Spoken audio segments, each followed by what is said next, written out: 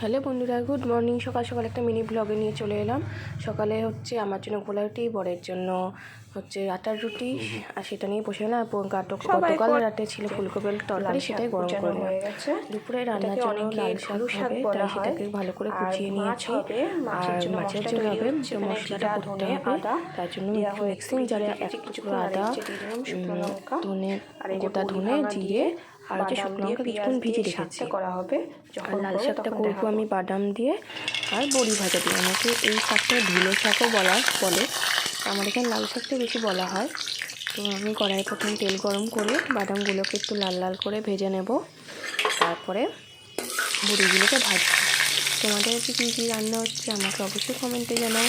যদি ভালো লাগে আমি তোমাদের বাড়িও খেতে যাবো, ঠিক আছে? আচ্ছা, এখানে বাদাম ভাজাগুলো তুলে নিলাম, আর হচ্ছে বড়িগুলো এবার আমি তেলে ছাড়বো, হালকা লাল লাল করে ভাজবো। বড় মশাই এতক্ষণে বেরিয়ে গেছে আমার রান্না করতে করতে, তাই বাদাম ভাজা চাপিয়ে তাকে টাটা বলতে গেলাম। সে কাজে চলে গেল, আবার আসবে সেই দুপুর 2টোর সময়। তো যাই হোক, তোমার কথা বলতে বলতে এখানে বড়ি ভাজাও হয়ে গেল। বড়িগুলোকে তুলে নিলাম। এবার ওই গরম তেলে মিহি করে কুচোনো পেঁয়াজ, একদম মিহি করে কুচোবো, সেই পেঁয়াজটা আমি তেলেই দিয়ে দেবো।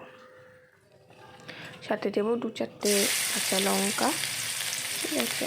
অনেকে যে যেরকম ঝাল পছন্দ সে তার অনুযায়ী দেবে। অনেকে আবার লাল শাকে পেঁয়াজ দেওয়াও পছন্দ করে না, কিন্তু আমার একটু শাকে পেঁয়াজ কিংবা একটু রসুন হলে খুব ভালো লাগে। আমি এখানে কুচনো পেঁয়াজ দিয়ে দিলাম, সাথে 2-3টে লঙ্কা দিলাম, হালকা করে ভেজে নেব। দিয়ে দেবো হলুদ গুঁড়ো, দেবো লবণ, দিয়ে আবার একটু ভালো করে আমি ভেজে নেব। দিয়ে লাল শাকগুলোকে ভালো করে ধুয়ে নিয়েছি, সেই শাকগুলো দিয়ে আমি ওই গরম পেঁয়াজের মধ্যে আমি দিয়ে দেবো এবং গ্যাসটাকে আমি হাই ফ্লেম করে দেবো। শাকের জলে এটা সিদ্ধ হবে, শাকটা একদম সিদ্ধ হয়ে যাবে।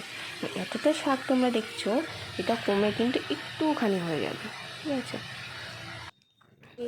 তো আমি একটা গ্যাস চাপা দিয়ে দিয়েছি, আর এখানে আমি হামানদিস্তাতে বাদাম বড়ি সব মিহি করে গুঁড়িয়ে নিয়েছি, ঠিক আছে? এবার এই যে শাকটা দেখতে পাচ্ছ কয়টুকু হয়ে এসেছে, কীরকম ছিল, কয়টুকু হয়ে এসেছে, একদম ওই জলেই সিদ্ধ হয়েছে। আমি এখানে একটা জলও দিইনি, শাকের থেকে যে জল হয়েছে জলে সিদ্ধ হয়েছে।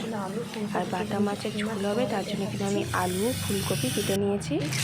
তো আমার শাকটা হয়ে গেছে, নামিয়ে নিয়েছি।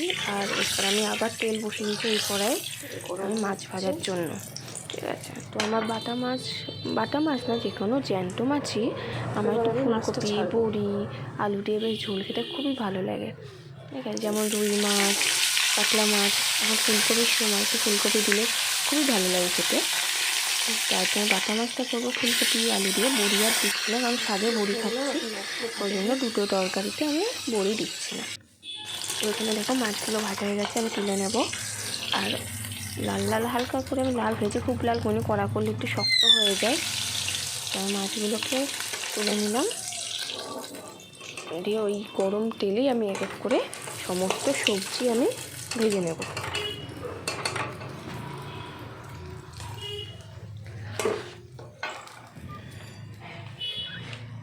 তেলে প্রথমে দিয়ে দিলাম আমি আলুগুলোকে আমি লাল লাল করে একটু ভেজে নেব।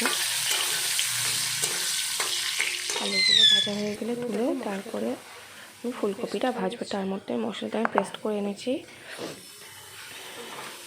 আলুগুলো ভাজা হয়ে গেছে, আমি এবার আলুগুলোকে তুলে এর মধ্যে ফুলকপি ছাড়বো।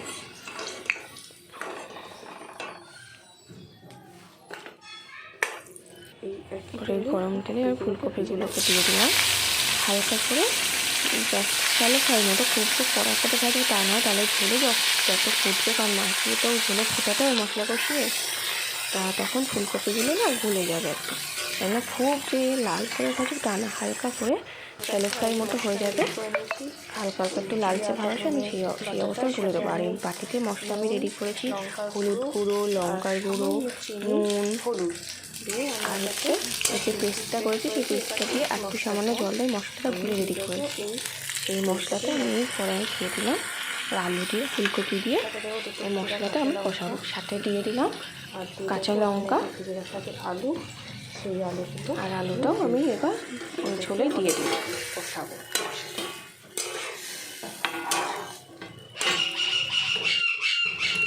ঝোলটা ফুটছে, আমি ঢাকা দিয়ে রেখেছি।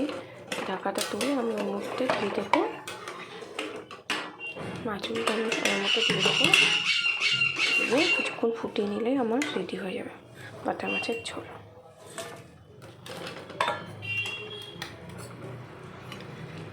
মাছগুলো আমি দিয়ে দিলাম, ফুটতে দেবো, ব্যাস।